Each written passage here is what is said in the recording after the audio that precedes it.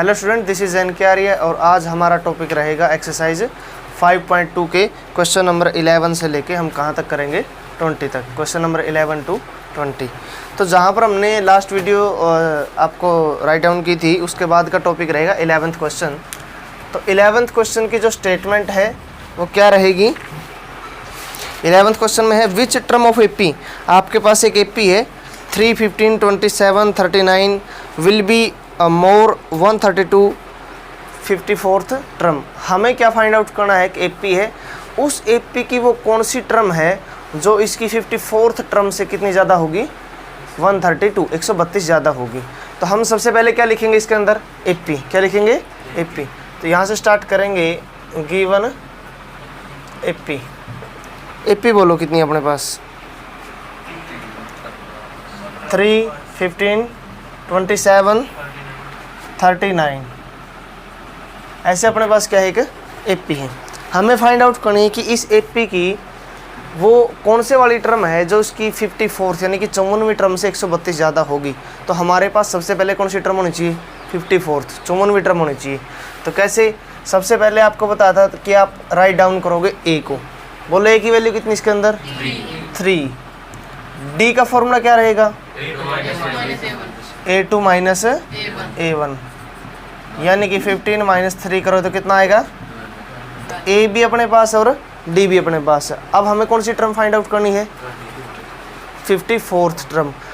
तो हम लिखेंगे कि इसकी 54th टर्म से जो 132 मोर है वो हम टर्म मान लेते हैं। लेट हमने क्या मान ली, वो an। क्या मान लिया हमने, वो an। तो n की वैल्यू निकालनी है। Let an be the term which is 132 more than 54th term. ये हमने कंडीशन कहाँ से लेके चले हम, अकॉर्डिंग टू क्वेश्चन। तो इसका मतलब क्या होगा, इसका मतलब ये होगा कि 154th जो an है वो 154th टर्म से कितनी ज़्यादा है, यही ज़्यादा है। यानी कि जब हम 54वीं टर्म में 132 जोड़ देंगे, ऐड कर देंगे, तब जाकर वो किसके बराबर होगा, an की। तो आप an का फॉर्मूला याद है सभी को। तो an का फॉर्मूला राइट डाउन करोगे, बोलो क्या बनेगा, a प्लस में into D. Very good. 54th को क्या लिखोगे, 53d 132। ए से कैंसिल आउट हो जाएगा। जिन जिन की वैल्यू आपके पास वो पुट कर देंगे हम। फॉर एग्जांपल n-1, डी की वैल्यू कितनी है अपने पास,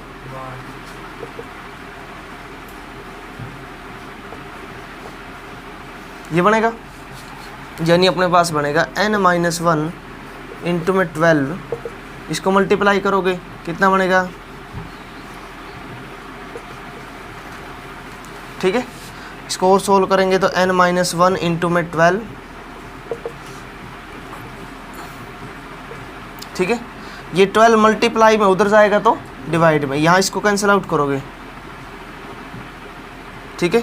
अगली बार क्या होगा, ये अपने पास कितना आएगा, ये आएगा n-1 इक्वल टू 64। ये 1 उस साइड जाएगा तो प्लस का, तो n की वैल्यू कितनी होगी, तो 65th term is 132 more than 54th term लिख दोगे। यानी कि वो अपनी कौन सी टर्म होगी, वो 65वीं टर्म होगी जो 54वीं टर्म से कितनी ज़्यादा होगी, 132। दोबारा से इस क्वेश्चन को आप समझ सकते हैं। अपने पास क्या है, एक एपी। क्या अपने पास एक एपी। एपी क्या दे दी इसने, 3, 15, 27, 39। इसकी बजाय आपको एपी चेंज करके क्वेश्चन में दे सकता है। फिर जैसे अपने पास एपी होती है, हम दो चीज़ें सबसे पहले नोट डाउन करते हैं, एक ए और एक डी, क्योंकि इनका यूज हर क्वेश्चन में होता है। फिर इसने क्या बोल दिया कि इसकी वो टर्म फाइंड आउट कीजिए जो इसकी 54वीं टर्म से कितनी ज़्यादा है, 132। इस कंडीशन को हम लेके चले। हमने कौन सी टर्म लेट कर ली, वो nth term, an equal to a 54 plus में a 32। इसकी वैल्यू, इसका फॉर्मूला लगा देंगे, इसका फॉर्मूला लगा देंगे।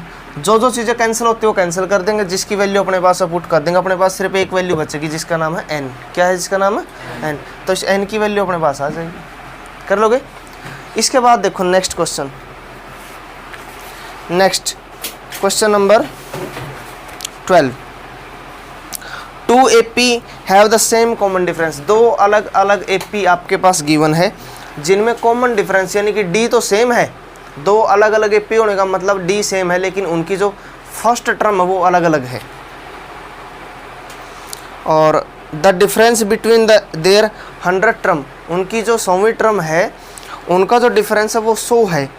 तो डिफरेंस बिटवीन 1000 यानी कि उनकी 1000वीं टर्म का डिफरेंस अपने को फाइंड आउट करना। बड़ा इजी क्वेश्चन है। तो इसको कैसे लेके चलते हैं, कॉमन डिफरेंस तो दोनों का सेम है, चेंज है किसमें, फर्स्ट टर्म के अंदर। तो हम दोनों की फर्स्ट टर्म लेट कर लेंगे और कॉमन डिफरेंस सेम लेके चलेंगे। 12th question, according to question we have 2 AP, हमारे पास क्या है 2 AP, have same common difference, यही बात है। हमारे पास क्या कॉमन डिफरेंस क्या है, सेम। तो let first term and common difference of 2 APs। हमने दोनों AP के क्या मान ली भाई, पहली की फर्स्ट टर्म मान ली A एंड कॉमन डिफरेंस मान लिया D, एंड दूसरी की फर्स्ट टर्म मान ली B और कॉमन डिफरेंस क्या मानना पड़ेगा इसका भी, D। D क्यों मानोगे दोनों का, क्योंकि क्या दे दिया इसने, कॉमन डिफरेंस क्या सेम है। According to question first condition, इनकी 100th टर्म का जो डिफरेंस है वो कितना दे दिया, 100, कितना दे दिया, टू फाइंड। दो कंडीशन लेके चलेंगे, हमें फाइंड क्या करना है, A 1000 माइनस में B 1000, यही बात है भाई, समझ गए। अगर हमें ये फाइंड आउट करना है तो इसको लेके चलते हैं हम। इसको क्या लिख सकते हैं हम, A प्लस में 990D माइनस में B प्लस में, यही बात होगी। अगर हम इसको ओपन करें A प्लस में 99D, ये कैंसिल आउट हो जाएगा, हमारे पास किसकी वैल्यू आएगी, A माइनस बी। अब अपने पास A माइनस बी नहीं है, हमें इसकी वैल्यू निकालनी है अपने क्वेश्चन को सम अप करने के लिए, ख़त्म करने के लिए। तो जो गिवन है उसका कुछ तो यूज होगा, उसका यूज क्या होगा, इसको भी सोल्व करेंगे हम। A 100 को क्या लिखोगे, इसको क्या लिखोगे, इक्वल टू A प्लस में 99D, ये कैंसिल आउट, क्या बचेगा, इसको इक्वेशन 1 मान लो। क्या इसकी वैल्यू यहाँ पुट कर सकते हैं, पुट कर सकते हैं, yes। इसको इक्वेशन 2 मान के लिख देंगे, पुट इन इक्वेशन 2। तो अपने पास क्या है, ये इसकी वैल्यू कितनी आई है, 100। तो अपना क्वेश्चन समाप्त हो गया यहाँ पे, समझ गए। बहुत बार क्वेश्चन करते वक्त पता चलता है कि हमें वैल्यू कहाँ से उठानी है। अगर मैं आपको ये पहले ही सोल्व कर देता तो आपके दिमाग में बात नहीं घुसती, क्योंकि आप सोचोगे सर इसकी ज़रूरत क्या है। हम कोई भी काम किसके हिसाब से करते हैं, ज़रूरत के हिसाब से। तो हमने क्या किया, हमें फाइंड आउट करना था A 1000 माइनस में B 1000। तो इसको सोल्व करके लेके चलो और लास्ट में हमने वो चीज़ निकाल ली कि अपने को चाहिए क्या। तो इसमें से हमने सिर्फ वही चीज़ उठाई जो अपने काम की है। तो जो अपने काम की थी वो उसकी वैल्यू पुट कर दी हमने। कर लोगे, सिंपल क्वेश्चन था। इसने बोल दिया दो अलग अलग एपी है, अगर अलग अलग एपी है तो कन्फर्म है उनकी टर्म भी क्या होंगी, अलग अलग, उनका डिफरेंस भी क्या होगा, अलग अलग। लेकिन इस क्वेश्चन में कंडीशन क्या दे दी कि उनका डिफरेंस क्या है, सेम। डिफरेंस सेम है लेकिन एपी अलग अलग है, समझ गई, हो जाएगा। नेक्स्ट क्वेश्चन देखो 13।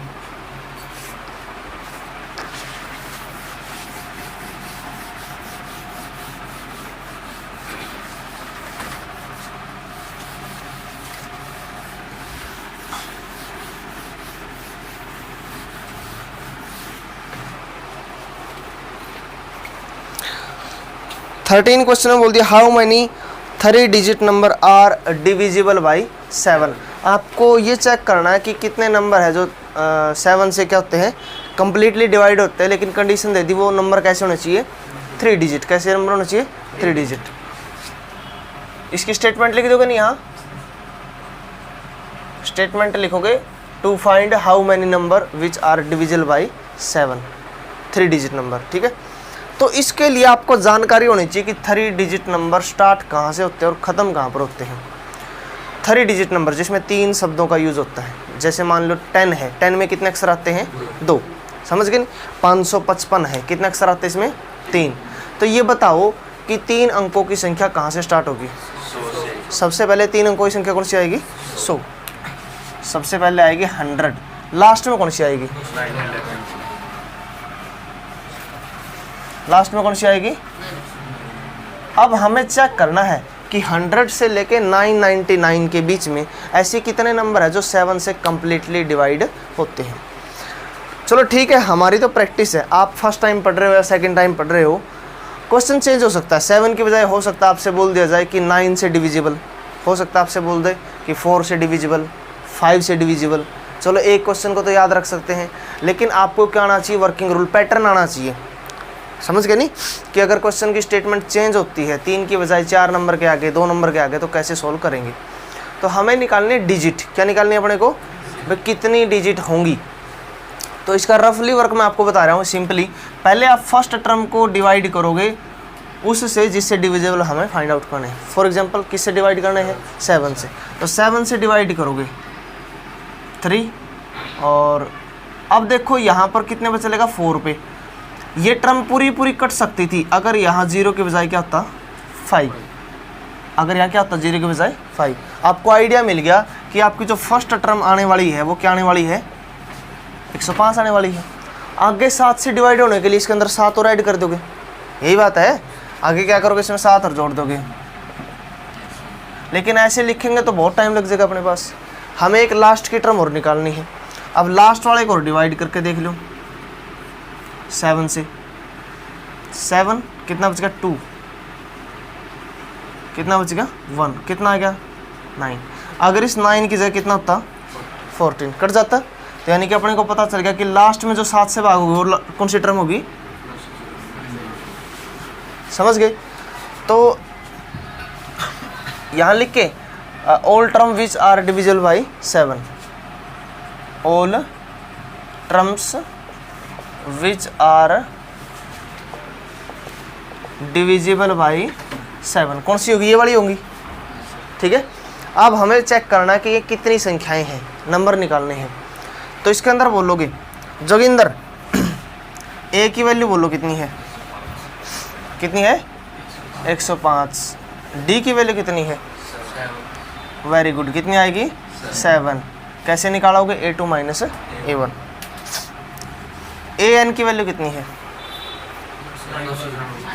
Very good, 994। जो लास्ट में क्या फाइंड आउट करना है? N। जहाँ से हमने एक्सरसाइज शुरू की थी वहीं पर पहुँच गए। 3 टर्म देर की है, एक फाइंड आउट करनी है। अनिरुद्ध AN का फॉर्मूला बोलो क्या है? A प्लस n-1 इंटू में D। Very good.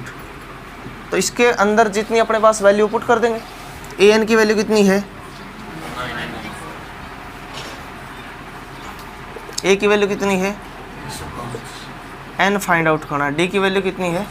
सबसे पहले क्या करोगे? ये माइनस में आएगा, फिर अगली बार 7 से डिवाइड करोगे, फिर उसके बाद 1 इसके अंदर ऐड करोगे। क्वेश्चन समाप्त कर सकते हो। ये आपका होमवर्क है, समझ गए नहीं?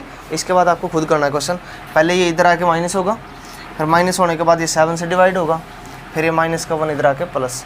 हो सकता है इसका आंसर 128 आए, हो सकता है। समझ गए नहीं? कर लोगे? कन्फर्म है? इसके बाद नेक्स्ट क्वेश्चन है 14। How many multiple of 4 lies between 10 and 250। Same question आएगा कि 10 और 250 के बीच में ऐसी कितनी संख्याएं होंगी जो 4 से कंप्लीट डिवाइड होंगी? तो 10 के बाद कितना आता है भाई जो 4 से भाग होगा? 12, फिर 16, फिर 20। लास्ट में 250 को डिवाइड करके देखो तो 248 कितना आएगा? 248। तो फिर आपके पास AP बन जाएगी 12, 16, 20 लिख के, और लास्ट में 248। पैटर्न सेम रहेगा। समझ गए? कर सकते हो? नेक्स्ट क्वेश्चन है 15। For what value of n, n की किस वैल्यू के लिए are the nth term of 2AP, 2AP है, इनकी nth टर्म इक्वल दे दी, तो हमें वो n निकालना है कि वो कौन सी वाली टर्म होंगी। तो क्वेश्चन देखते हैं 15।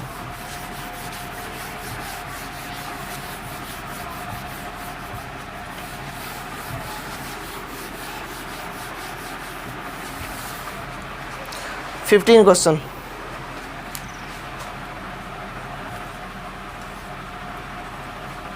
गिवन 2AP, फर्स्ट एपी बोलो कितनी है? 63, 65 ऐसे दे दी। सेकंड एपी क्या है? बस ठीक है। तो हम क्या करेंगे, इनकी nth टर्म क्या दे दी हमें? इक्वल।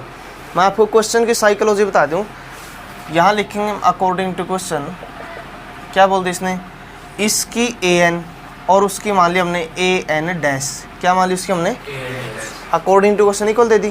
तो अगर हम इसको लिखें, इसका मीनिंग क्या होगा, a plus n minus 1 into D. इसको थोड़ा सा डिफरेंस दिखाना पड़ेगा, इसकी फर्स्ट टर्म को मान लेंगे a dash n minus 1 into में डी डैश, क्योंकि n तो इसने इक्वल दे दिया इसलिए n दोनों में सेम कर दिया। अब हमें यहाँ से पता चला हमें किन किन की ज़रूरत है, a की, d की, a डैश की और d डैश की, तो इसलिए इनको ऊपर लिखेंगे हम। तो यहाँ से हम लिखेंगे a फर्स्ट टर्म कितनी भाई इसमें? 63, वेरी गुड। d बताओ डिफरेंस कितना इनके बीच में? 2, इसका तो काम समाप्त अपना। यहाँ से इसकी फर्स्ट टर्म को लिखेंगे a डैश, कितनी है? 3। यहाँ से लिखेंगे d डैश, कितना है? 7। सारी वैल्यू आ गई, इसके अंदर पुट कर दे, आंसर आ जाएगा अपना। तो कैसे, इसकी वैल्यू रखो 63, n हमें फाइंड आउट करना है, d की वैल्यू कितनी है? 2। यहाँ a डैश की वैल्यू n माइनस 1, d की वैल्यू कितनी है? 7। इनको ओपन करेंगे, ये कितना बनेगा? 63, मल्टीप्लाई करोगे 2n माइनस 2, ये 7n माइनस 7, तो कितना बचेगा? ये 61 प्लस में 2n, इसको 7n माइनस में 4। अब क्या करना है, n वाली टर्म एक साइड, बाकी सब एक साइड, इधर लेके आएंगे, उधर 7n माइनस में 2n, कितना बनेगा? ये 65 इक्वल टू 5n, कट करोगे तो 13, n की वैल्यू कितनी आ जाएगी? कर सकते हो, कोई दिक्कत नहीं। 2 AP दे दी, सबसे पहले क्या लिखोगे? a और d, दूसरी की भी क्या लिखोगे? a और d, बस 2 है इसलिए एक को a d और इसको a डैश और d डैश। आप इसको कोई और चीज़ मान सकते, कैपिटल A कैपिटल D या b और d डैश या कुछ भी ऐसा, मतलब आपको डिफरेंस याद होना चाहिए, समझ गए? नहीं कर लोगे, कोई दिक्कत नहीं। Next question, question number 16। ये क्वेश्चन पहले आ चुका है, एक 10th क्वेश्चन आया था अपना, जिसमें से 17 टर्म 10th टर्म से 7 ज़्यादा थी, कुछ ऐसा था नहीं? तो इसी टाइप से ये वाला क्वेश्चन आपका।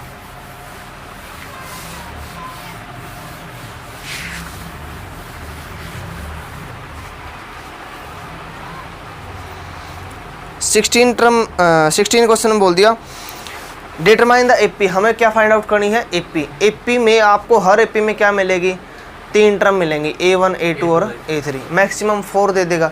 यानी हमें क्या करना है, किसी एपी के लिए 3 टर्म लेनी है, A1 A2 और A3, 3 चीज़ें फाइंड आउट करनी है और एपी हम बना देंगे। इसने बोल दिया कि थर्ड टर्म इज 16 और 7th term exceed the 5th term by 12। देखो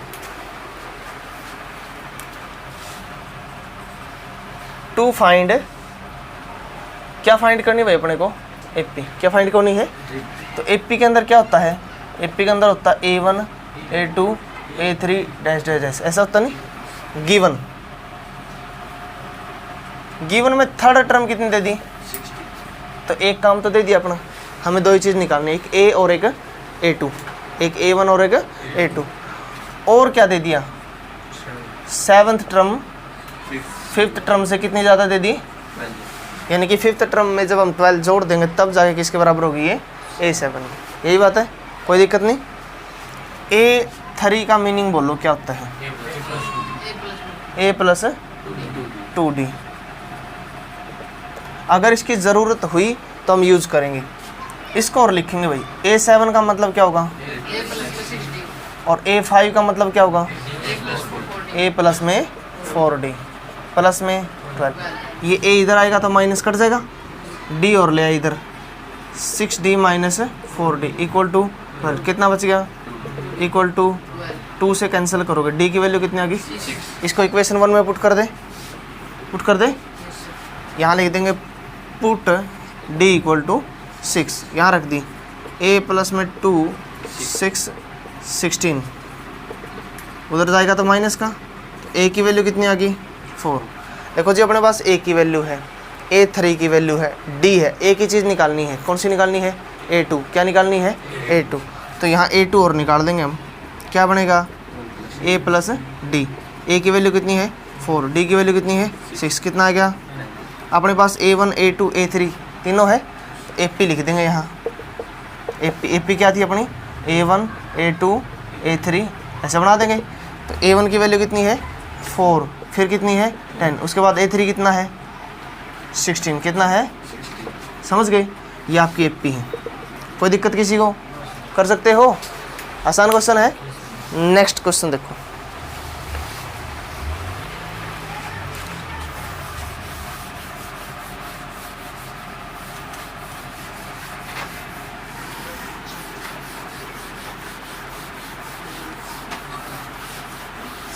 सेवनटीन क्वेश्चन में एक फॉर्मूला लगेगा, इसने बोल दिया find the 20th term from the last of the AP, एक एपी है, इसकी हमें लास्ट से यानी कि पीछे से कौन सी टर्म निकालनी है 20th टर्म। तो इस क्वेश्चन को आप दो टाइप से कर सकते हैं। 17 क्वेश्चन, गिवन एपी, एपी बोलो भाई कितनी है, हाँ 2 5 3, ठीक है। तो आप एक चीज़ समझिए, जो आपका कंसेप्ट है वो क्या है कि आप आगे से तो कोई भी टर्म निकाल सकते हैं। आपको बोल दे कि A50 निकालो, तो A50 कैसे निकालते थे A प्लस 49D, लेकिन अगर बोल दे कि पीछे से 50 टर्म निकालो तो समस्या है, क्योंकि पीछे से निकालने का मतलब है कि पहले अपने के पास पता होना चाहिए कि टर्म है कितनी, इसमें यही मतलब होगा कि टर्म है कितनी, तो पहले इसमें क्या निकालेंगे n निकालेंगे। या फिर एक तरीका और है, यहाँ से अपने पास A है D है, ये अपनी लास्ट टर्म है। अब ये बताओ अगर हमें आगे टर्म निकालनी है तो हम D जोड़ते हैं, और अगर पीछे निकालनी हो तो D माइनस कर सकते हैं। तो आपके पास क्या रहेगा कि जैसे बाई चांस अपने पास क्या होगा, इसमें से अपने पास D होगा, इसके अंदर क्या होगा अपने पास D, लास्ट टर्म कितनी है 253, ठीक है। तो उसमें से क्या करेंगे D माइनस करेंगे, सेकेंड टर्म आ जाएगी, और D माइनस करेंगे थर्ड आ जाएगी, यानी कि इस AP को ही कन्वर्ट कर देंगे हम, इस AP को क्या कर देंगे कन्वर्ट, इधर की बजाय उधर से लिख देंगे इसको, यानी कि 253, फिर उसमें से 5 और माइनस करेंगे, फिर 5 माइनस करेंगे, पहले 3 टर्म आ जाएगी। अपने पास A का काम कौन करेगा 253, D का काम वही जो है अपने पास। फिर जो टर्म हमें पीछे से निकालनी थी वो अपनी टर्म कहाँ से हो जाएगी, आगे से। कहाँ से हो जाएगी वो, आगे से। एक तरीका तो ये है, लेकिन ये तरीका लीगल तरीका नहीं है, इस प्रकार से हम नहीं कर सकते, समझ गए नहीं आप। 10th क्लास में तो इसके लिए एक फॉर्मूला बनाया गया है, काम सेम है भाई। आपको किसी स्कूल के अंदर जाना है तो दो रास्ते हैं, आपको क्लासरूम के अंदर जाना है, एक तरीका क्या है कि आप गेट पे जाएंगे, सब रूल फॉलो करेंगे और क्लास के अंदर एंट्री करेंगे, और एक तरीका क्या है आप दीवार से जाएंगे, गए तो क्लास में है, लेकिन दूसरा तरीका क्या है इलीगल तरीका है। अब पहले तरीके से जाओगे तो आपको बोला जाएगा कि बहुत अच्छा स्टूडेंट है, और दूसरे तरीके से जाओगे तो आपको फिर प्रेयर में सम्मानित किया जाएगा पूरे स्कूल के सामने, पता है आपको। दूसरे तरीके में आपको सम्मानित किया जाएगा, आपको गार्ड ऑफ ऑनर दिया जाएगा, ठीक है नहीं, समझ गए मेरी बात को। तो लेकिन आपने काम तो सेम ही किया है भाई, आपका जो मकसद था वो क्या था, क्लास के अंदर जाना। जो तरीका मैंने बताया है इलीगली, कहाँ काम आते हैं, जब हम कोई टेस्ट वगैरह देते नहीं, वहाँ सिर्फ आपको आंसर लिखना होता है। कोई जॉब वगैरह का टेस्ट आप देते हो तो वहाँ पर आपके पास कितनी होती है 30 सेकंड होती है, किसी भी क्वेश्चन के लिए 30 या 10 या 20 सेकंड होती है। तो वहाँ पर तो हम कैसे भी करके आंसर निकालना है, चाहे आप दीवार से घुसो या कहीं से घुसो, वहाँ ये चेक नहीं किया जाता कि आपने किस पैटर्न से क्वेश्चन किया है। लेकिन यहाँ पर आपका क्वेश्चन आएगा 4 मार्क्स का या 2 मार्क्स का, 3 मार्क्स का, तो एक लीगल मेथड होगा, उसको ही हम यूज़ करेंगे। तो यहाँ एक फॉर्मूला यूज़ होगा, उसको आप ध्यान से समझोगे। तो सबसे पहले इसमें फाइंड आउट करें कि अपने पास टर्म कितनी है, एन कितना है। तो इसमें क्या लेके चलेंगे, इसमें ए की वैल्यू कितनी होगी 3, डी की वैल्यू कितनी होगी A2 माइनस A1 करो तो कितना आ जाएगा 5। ए एन की वैल्यू कितनी है, तो पहले क्या फाइंड आउट करेंगे n, पहले क्या फाइंड आउट करेंगे n। तो इसका फॉर्मूला लगाएंगे ए एन, क्या बनेगा a plus, very good, a n की वैल्यू क्या होगी, a की वैल्यू कितनी गिवन है 3, n हमें फाइंड करना, d की वैल्यू कितनी है 5। इसको इधर लेके आएंगे, कितना बचेगा ये 250, n माइनस 1 इंटू में 5, ये कैंसिल आउट हो जाएगा 50, n माइनस 1 इधर आ गया प्लस का, तो n की वैल्यू कितनी आ जाएगी, वेरी गुड, कितनी आ जाएगी 50। अब क्या बोल दिया कि इसने इस एपी के अंदर कितनी टर्म है 51, कितनी टर्म है 51 टर्म है, और हमें पीछे से 20th टर्म निकालनी है, पीछे से 20वीं टर्म। हम ये चेक कर सकते हैं, आपको फॉर्मूला याद है किसका, आगे से टर्म निकालने का। तो आप ये कर लें कि पीछे से जो 20th टर्म है वो देख लेते हैं कि वो आगे से कौन सी टर्म बनेगी, समझ गए। तो बाई चांस मान लो पीछे से 20th टर्म कौन सी आ गई आपकी, 31वीं 32वीं 35वीं 40वीं टर्म आ गई, तो हम आगे से 40th टर्म निकालेंगे तो बने तो कोई पीछे से 20वीं।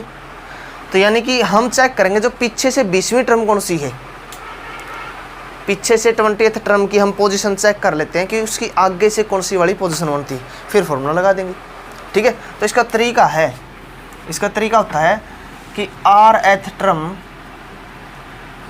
फ्रॉम लास्ट, ठीक है। तो क्या बनेगा, इसका फॉर्मूला ये बनेगा n minus r plus 1th term from beginning. भाई पीछे से जो टर्म निकालनी है उसकी आगे से कौन सी पोजीशन बनेगी, तो हमें कौन सी निकालनी है 20th टर्म फ्रॉम लास्ट। इसको हम चेक कर लेते हैं कि आगे से कौन सी टर्म बनेगी, आगे से बनेगी 51 माइनस 20 प्लस 1th टर्म, ठीक है। तो इसको सोल्व करो तो कितना बनेगा ये 32, कौन सा बनेगा ये, यानी कि आगे से जो 32वीं टर्म है वो पीछे से कौन सी होगी 20th टर्म होगी।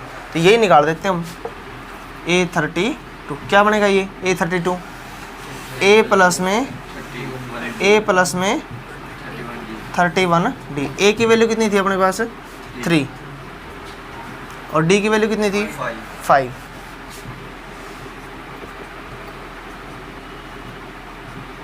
कितना आंसर आ जाएगा इसका 158। कर सकते हैं इसको, समझ में आया है। ये वाला फॉर्मूला आप लिख लीजिए सभी बच्चे, ये वाला फॉर्मूला आप राइट डाउन कर लीजिए।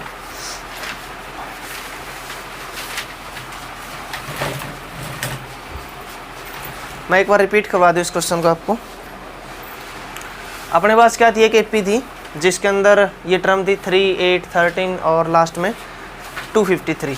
हमें क्या करना था, इस एपी की लास्ट से पीछे से 20th टर्म फाइंड आउट करनी थी।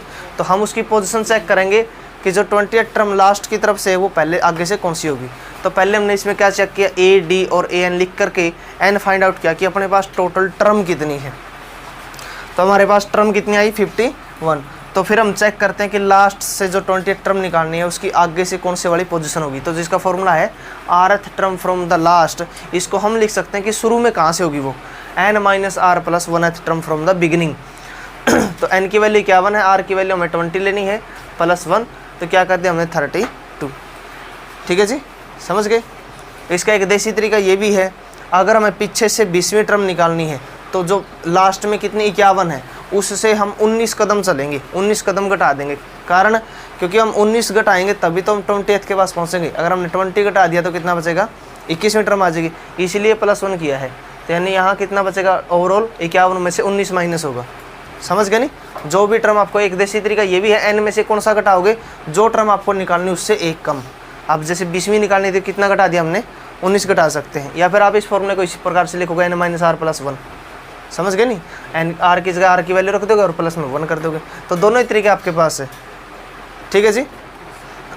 तो कौन सी टर्म आ गई अपने पास 32, तो 32वीं टर्म इसमें निकाल सकते हैं, हो जाएगा। 18 क्वेश्चन देखो इसके बाद, 18 क्वेश्चन।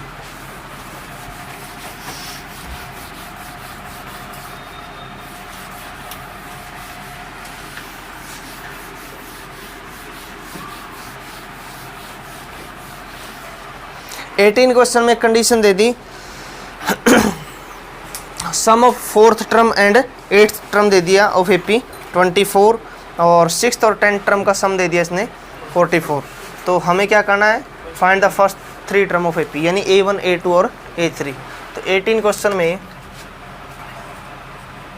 टू फाइंड, सबसे पहले ये लिखोगे ताकि क्वेश्चन समाप्त होने के बाद आपको पता चले कि हमें फाइंड क्या करना था। टू फाइंड एपी, क्या निकालना भाई इसकी A1 A2 और A3, समझ गए। अकॉर्डिंग टू क्वेश्चन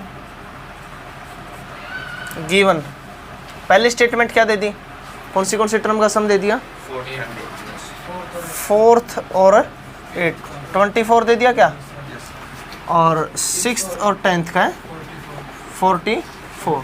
ठीक है जी, इनको सोल्व करेंगे। ठीक है, अनूप बोलो A4 को क्या लिखोगे, A प्लस में 3D। A8 को क्या लिखोगे,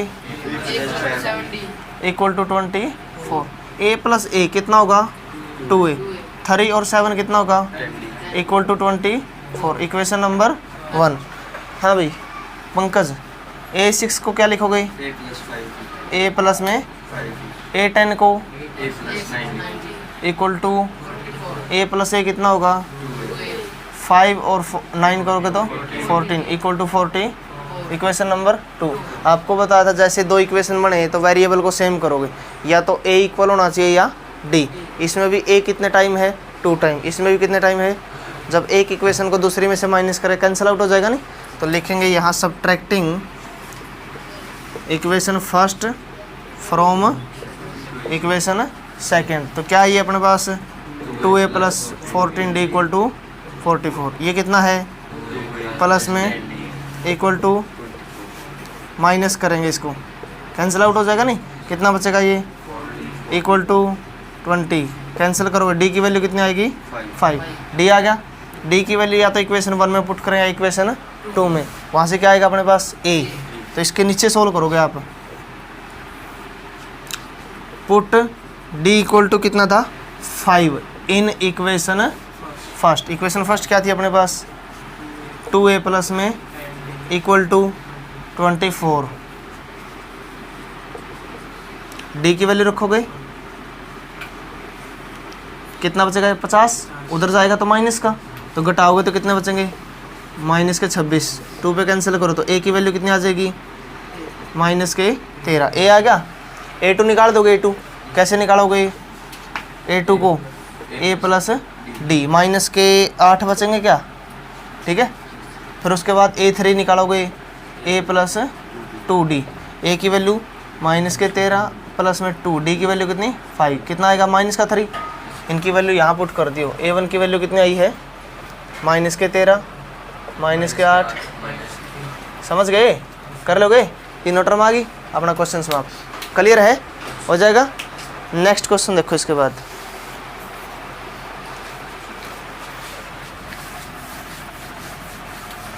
नेक्स्ट क्वेश्चन में इसने बोल दिया कि कोई पर्सन है सुब्बा राव और इसकी क्या लगी भाई एक जॉब, क्या लगी इसकी एक जॉब लग गई, और इसकी जो फर्स्ट पेमेंट है इसने बोल दिया इसकी जॉब लगी है 1995 में 1995 में, ठीक है। और इसकी सैलरी जो है एनुअल सैलरी जो फर्स्ट इनकम इसकी कितनी है 5000 रुपये, कितनी है, सिंपल से क्वेश्चन है प्रैक्टिकली, फर्स्ट टर्म कितनी होगी इसकी 5000 रुपये। अब जॉब पे लगा तो इसको इंक्रीमेंट मिलेगा साल में, तो इसकी हर साल जो है इनकम क्या कर देते इंक्रीज कर देते भाई, कितनी 200 रुपये। लास्ट में जब ये रिटायरमेंट हुआ तो इसको कितने रुपए मिले, इसकी लास्ट पेमेंट कितनी थी 7000 रुपये। तो आपको बताना कि इस तनख्वाह के पास पहुंचने में इसको कितने साल लगे, यानी कितने साल के बाद ये 200 करके इसकी तनख्वाह 5000 से कितनी हुई 7000 रुपये। तो इसमें एन निकालना अपने को, एन क्या करना है फाइंड। मैंने बताया था जो फर्स्ट क्वेश्चन है वही इसका क्या है लास्ट क्वेश्चन है, एक ही फॉर्मूला लगेगा, वही 3 टर्म मिलेगी, फोर्थ आपको फाइंड करनी है। ए एन का फॉर्मूला क्या होगा आपका, ए प्लस में एन माइनस 1 इंटू में डी। ए एन की वैल्यू कितनी है 7000 रुपये, ए की वैल्यू कितनी है 5000 रुपये, एन हमें फाइंड करना है, डी की वैल्यू कितनी है, वेरी गुड। इधर आके माइनस कितने बचेंगे 2000, एन माइनस 1 इंटू में कैंसिल कर दोगे इसको, कितने पे कटेगा ये, इधर आके प्लस हो जाएगा, कितना आंसर आ जाएगा इसका? 11 साल में। कितने साल बाद? यानी लगातार जब वो 11 साल वहाँ जॉब करेगा तब उसकी तनख्वाह 5,000 से कहाँ तक पहुँचेगी? 7,000 तक। इसी प्रकार से नेक्स्ट क्वेश्चन है, किसका है? रामकली वाला। किसका क्वेश्चन है? तो रामकली ने क्या किया भाई, घर खर्च में से कुछ पैसे बचाए तो उसकी फर्स्ट जो बचत होगी वो कितनी होगी? 5 रुपये। फिर उसने बोल दिया वो हर हफ्ते कुछ बचत करती है 1.75 रुपीज़ की, और लास्ट में उसने वो जो सारे पैसे को ऐड किया तो कितने रुपए बने उसके? 20.75 रुपये। ठीक है, तो उसमें भी क्या निकालना आपको? n निकालना। हो सकता है उसमें n की वैल्यू 10 आ जाए आपकी। समझ गए नहीं? तो क्वेश्चन कर सकते हो ऐसे ही। तो लास्ट में आपको हर एक्सरसाइज में 5-7 क्वेश्चन ऐसे मिलेंगे जो प्रैक्टिकल क्वेश्चन होंगे, यानी स्टेटमेंट के क्वेश्चन होंगे इस टाइप से। लेकिन इसको थोड़ी सी हेडिंग लिख दोगे इसकी, अकॉर्डिंग टू क्वेश्चन वगैरह लिख के सुब्बा राव टाइप में कुछ ना कुछ राइट कर दोगे, नहीं कर लोगे? ये आपकी 5.2 एक्सरसाइज थी। इसके बाद हम नेक्स्ट पार्ट में क्या पढ़ेंगे? 5.3 एक्सरसाइज। 5.3 एक्सरसाइज से गारंटीड एक क्वेश्चन आता है। ठीक है, तो बड़े इंपॉर्टेंट क्वेश्चन है, 4 नंबर का भी आ सकता है और 2 या 3 नंबर का भी आ सकता है। ठीक है जी, तो ये वाला काम आपको इसमें करना है।